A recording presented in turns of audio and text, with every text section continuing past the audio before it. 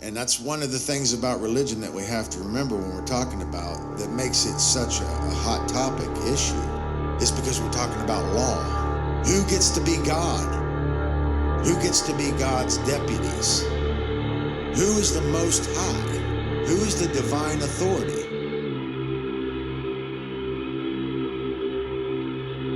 It's all about the claim to the Most High. The only way that somebody can be higher than us is if we give away our power. Because there's nobody, we're all equal. But we're not equal in our knowledge, so ultimately I think it does have to be a hierarchy, but it has to be a cooperative hierarchy like a bee colony. It's about what our value system is, what we care about.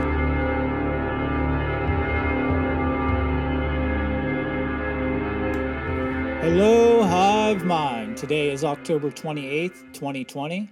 I am your host, Brandon Martin, and welcome to the 25th episode of the Cubbywhole podcast, where important topics are unveiled, discussed, and tested. Our website is cubbywhole.com. That's CUBBYWHOLE.com. Today, I will be picking up and continuing from our topics, which include mind control and the exploration into the methods of manipulation. So on the last few episodes, I have covered the first technique of manipulation, known as obfuscation. And to briefly rehash what obfuscation is a tactic of manipulation intended to take something that is simple and convert it into something complex. It is a tactic to obscure the objective truth about something by making it seem so complex and so disorderly that an individual is stunted in their development of their own inquiries about the truth. So it leads them into not having the will, and it dissuades them from actually wanting to look deeper into the matter at hand.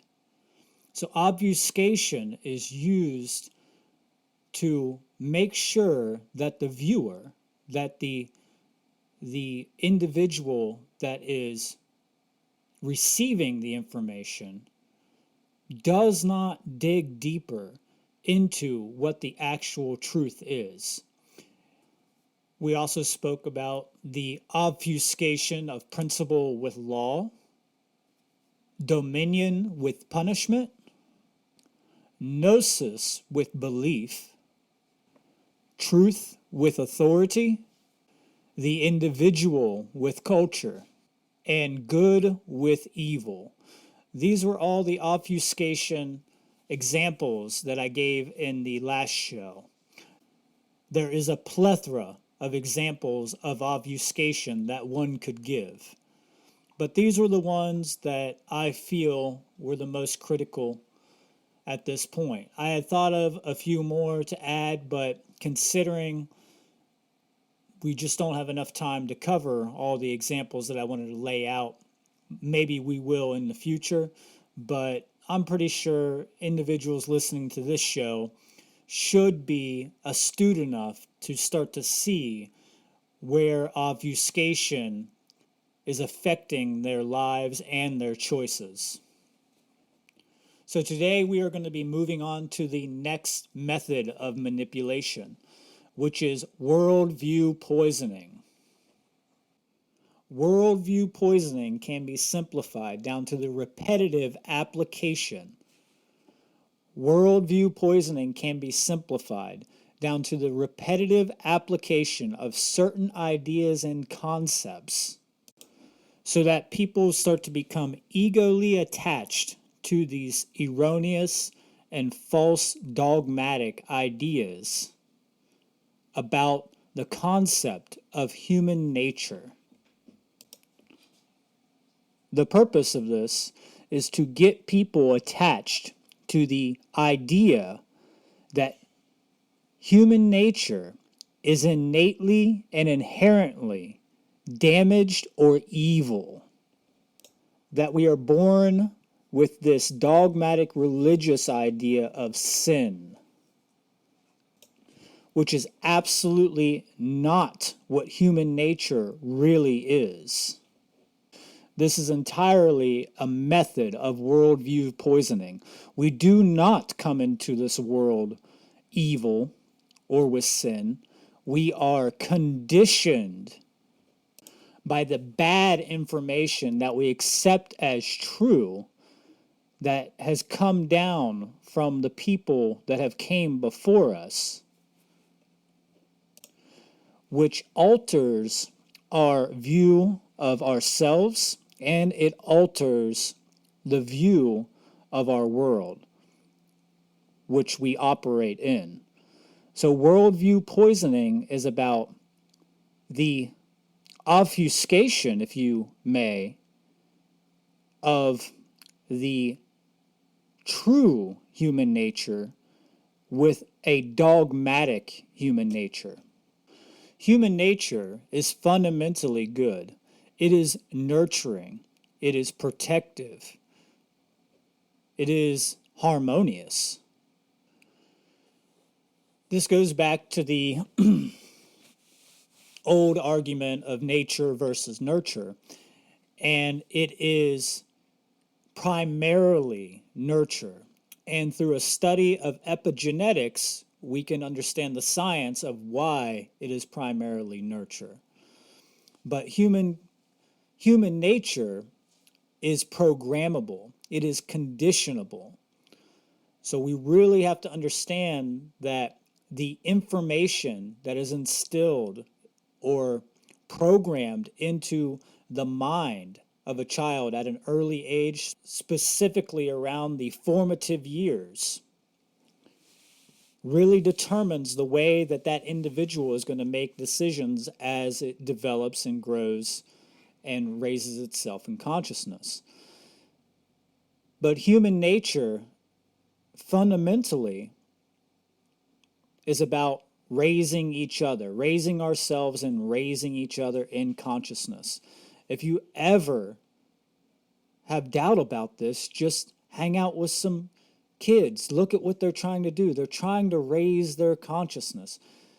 Hang out with even babies, Think about how they are trying to raise their consciousness to understand what is going on within the world they have just emerged into. That's what this is about. That is fundamentally good.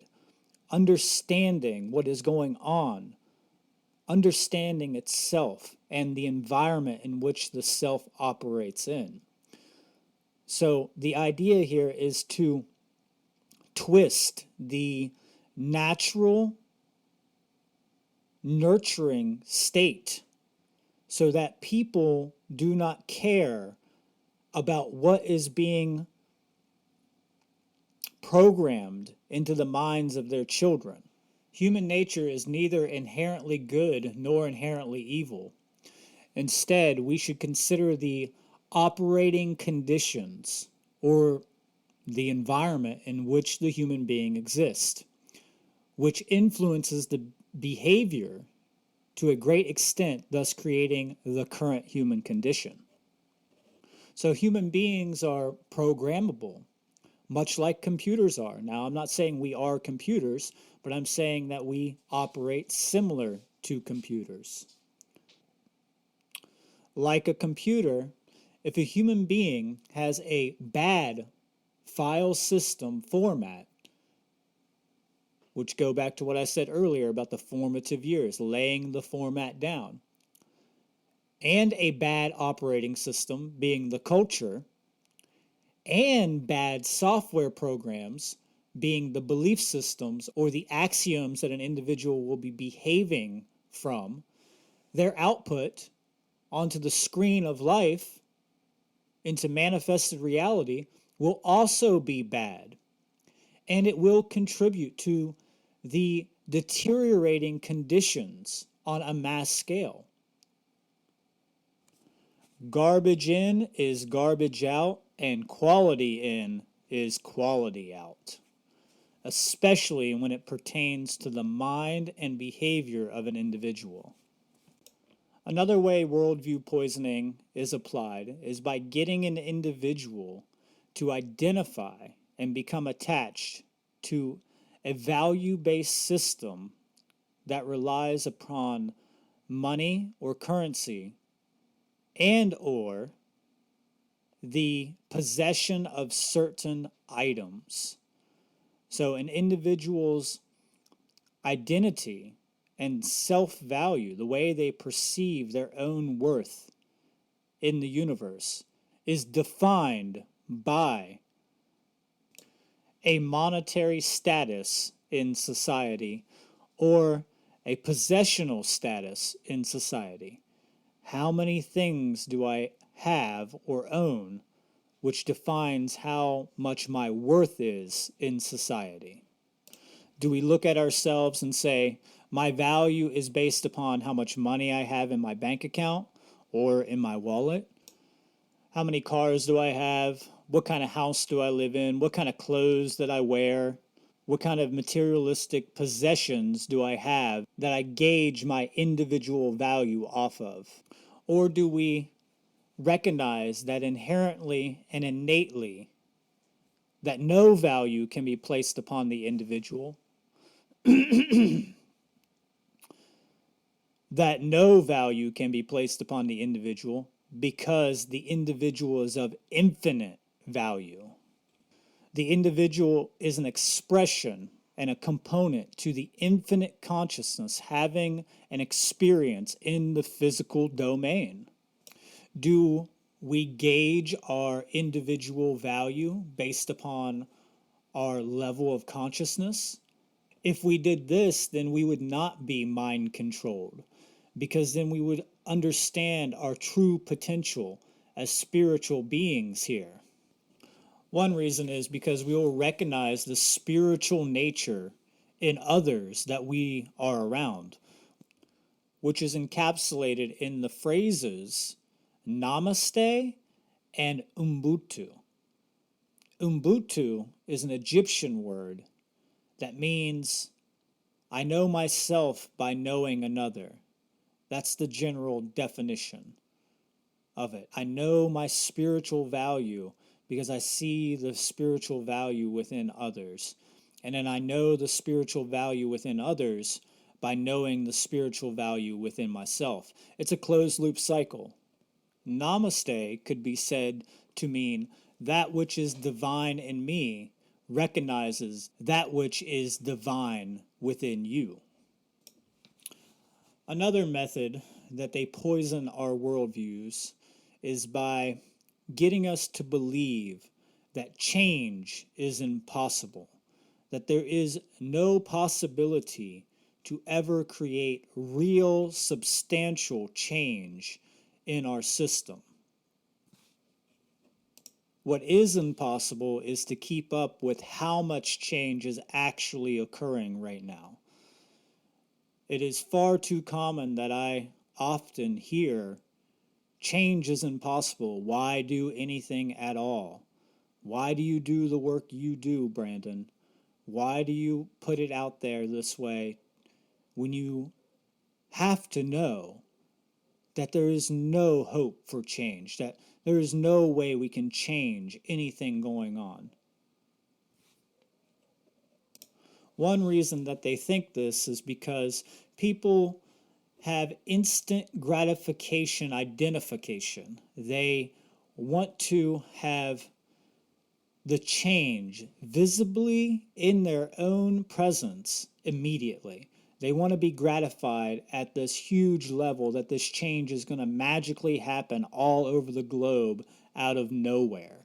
They want to see this rapid, extremely, infinitely rapid effect happen from causality, which we know that causality and effect are separated by time and space. So it takes time for things to manifest, especially when you're working on such a big scale. This is a self-defeatist attitude and a victim mentality. The global change is happening slowly by each individual changing themselves, by each individual recognizing their own infinite value and not being manipulated anymore.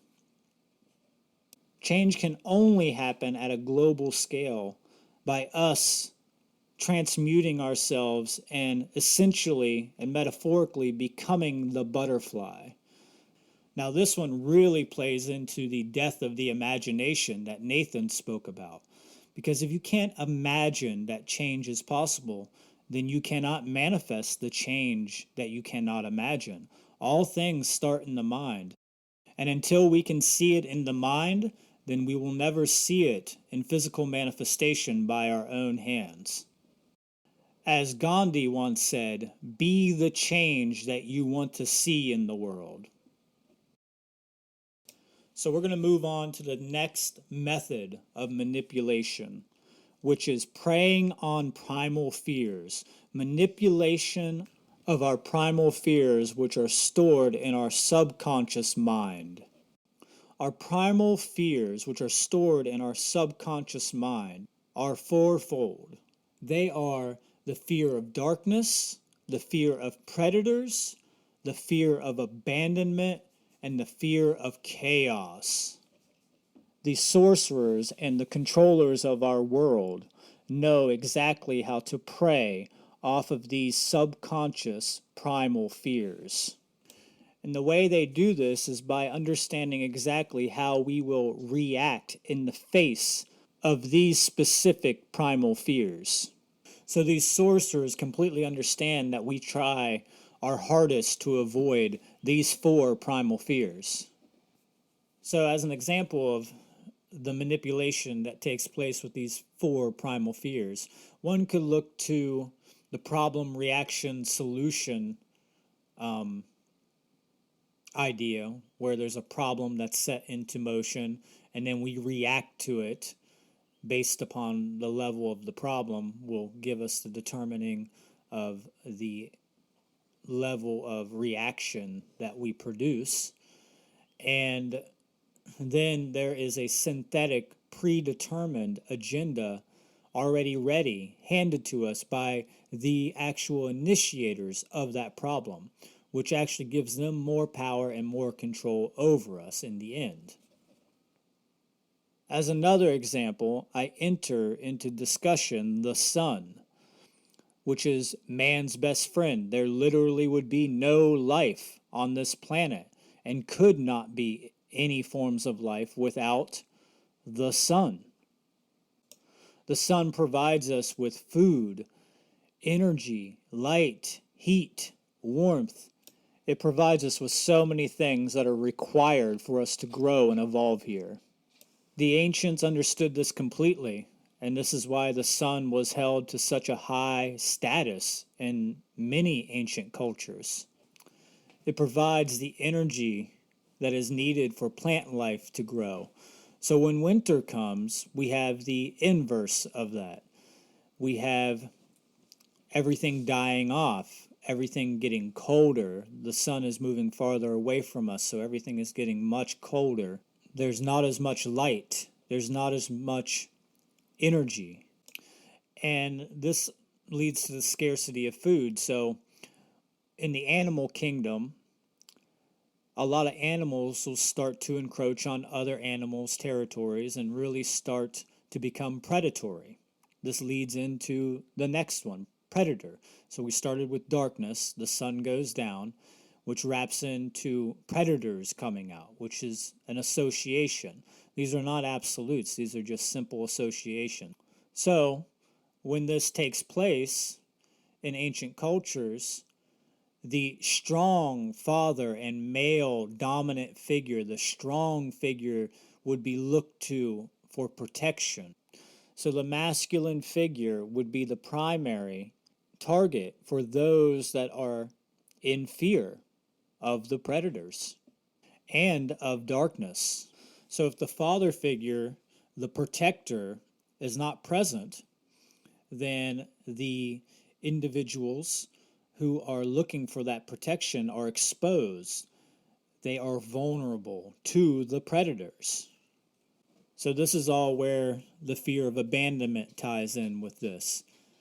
Abandonment. So we can look at this all, it all comes down to safety at this point. Sorry about the background noise, that's my doggy walking around. But this all comes down to safety at this point, because we fear not being safe. This is one of the biggest things, and I will explore that in the future more. Going back to what I was speaking about, people end up, when they are in the absence of their true protector spirit or father figure physically, they cry out, they beg for protection from things like government. Government has pretty much replaced that protective essence that was inscribed into the old cultures as a principle, where we would have this masculine self-defense principle that would step up to defend us against the predators and against the darkness and against these fears that we have. So when the figure, the masculine principle is not there, like I was saying, we end up reacting. We end up in chaos. But it is interesting to see that the word predator actually breaks down in green language to predator. And who are the predators? The predecessors of what's going on? Well, the parental figures, going all the way back into ancient bloodlines. So this ties in with all the ancient mystery traditions and secret societies that had the knowledge that they kept away from the people. And these are the people that are truly in control now. And these individuals are telling us that they're going to prop themselves up as our protectors, but in fact, they have themselves become the predators. So moving on to the next method of manipulation, which is divide and conquer. Now, I'm sure we're all pretty familiar with the divide and conquer strategy. For example of this, you could send, like in military strategy, you could send an agent, an infiltrator into a territory and then have them create conflict within that territory or within neighboring territories that are allies, and then create that conflict between those two. And you, as the individual who has sent the agent in to do that, or agents in to do that, can sit back and just wait until the enemy, both enemies, weaken themselves, or even just one enemy. And then you can move in and assimilate them. You can move in and eradicate them. You can just totally, butcher them. And that's what's happened in history. We see this time and time again in military strategy, to divide your enemy. They cannot be unified. And that's why we see what we see going on today. It's a big divisive technique. And we have so many types of division. We have this idea of race, which is completely an illusion. We're all one race, and we don't need to identify with our skin color. Yes, we can characterize ourselves and say, yes, I have this color skin, but we don't need to egally become attached to that, where we start to see ourselves as different.